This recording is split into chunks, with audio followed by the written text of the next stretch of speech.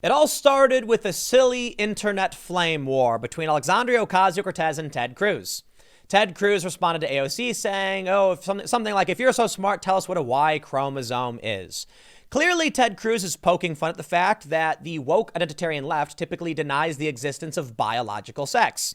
To which Ocasio-Cortez responded with her outstanding credentials, one of which included the fact that she was I kid you not, runner-up in her high school science fair. I do not believe that is appropriate or a great... I don't think that's an accolade for your resume, dude. But you may be thinking, so what? No. She actually said she was like an award holder from like an Intel Labs event or something. And someone looked it up and it was like, you mean a science fair in high school? You didn't even win. And you're, you know what? Okay, I'm going to read this for you. But she just makes it too easy.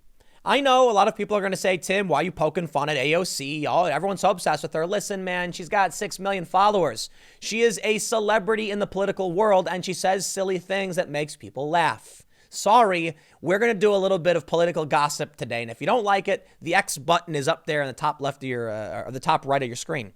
Conservatives mock Alexandria Ocasio-Cortez for citing high school science fair among her credentials. All right, here it is.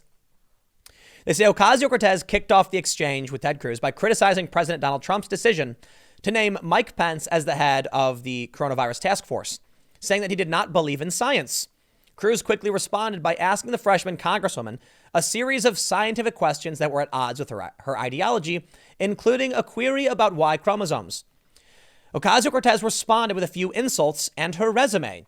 And among the scientific achievements, she listed her high school science fair. What is this?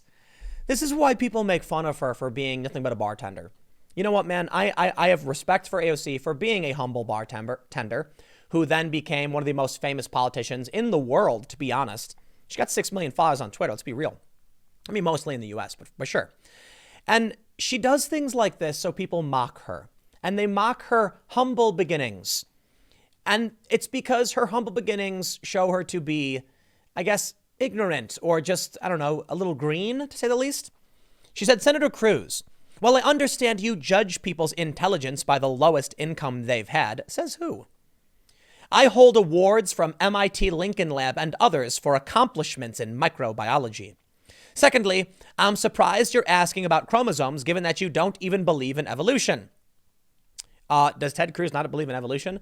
I mean, look, if Ted Cruz doesn't believe in evolution, I think he's ripe for criticism. We'll rag on him too. But he didn't say that, so I'm not going to drag him for something that isn't a part of this exchange. She says, sincerely, an Intel Global finalist, a former multi-year intern for Senator Kennedy, a cum laude dual major in economics and international relations, a former educational director for a national organization, who to you is just a bartender, and also your colleague. The funniest thing is, I think the reason she's doing this is because she's tired of people ragging on her for being a bartender, and she's trying to taunt her accolades. But then she posted a link to this story from QZ. Why? Alexandria Ocasio-Cortez won a prestigious science fair prize for research involving free radicals. Why? Why would you do that? Ocasio-Cortez's conservative critics were not impressed with her accomplishments. Jordan Schachtel says, runner-up in the high school science fair, nice, but if you ain't first, you're last. Jerry Dunleavy said, listen, it objectively owns super hard that she is 30 years old and bragged about interning for Ted Kennedy and winning a prize for her high school science fair project. Dude, come on. Can you stop falling for these traps? No, that's why people play into it. Now, I'm going to give a warning to conservatives real quick, and we're going to read some more of these snarky tweets and have a laugh at her expense. But I want to remind you that publicity is publicity. You know, they say there's no such thing as bad publicity. There really is bad publicity, but this ain't it. This is a bunch of conservatives ragging on Ocasio-Cortez. And you know what happens then? Because of the tribal nature of politics, you're going to get a bunch of leftists, far leftists and Democrats, saying they're just being mean to her, and they will then prop her up. You're now going to see stories in the inverse saying conservatives tried, dragging Ocasio-Cortez. She responded with her snappy resume. They are going to use all of these and be like conservative uproar because Ocasio-Cortez won the science fair. And they're going to love it. They don't view it the same way you do.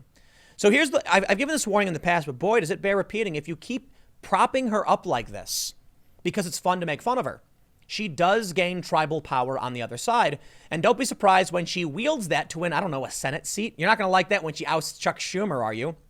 A lot of people think she might actually lose her seat in New York's 14th because she's facing a primary challenge from 5 other Democrats, a total of like 13 challengers. She might actually lose. But she's got enough statewide and national notoriety that she might actually mount a primary challenge against, say, Chuck Schumer, and then win a Senate seat. And y'all wouldn't be happy about that, would you? Be careful what you wish for. Every time you rag on her, you do give her press attention. Now, I've also had people say to me, but Tim, you're doing it too. Yeah, because I don't care. Look, I can criticize her all day and night, but haven't you noticed I'm ambivalent? Do you see me screeching about how Trump must be removed or how, like, a Democrat should win? No, I'm fairly milquetoast, aren't I? If Ocasio-Cortez wins, I'll just rag on her when she does things that's bad, but I don't know, if people vote for her, then they voted for her. If she wins, she won. I'm just letting y'all know, when you rag on her all day and night, whether you like it or not, you do give her some press attention and power.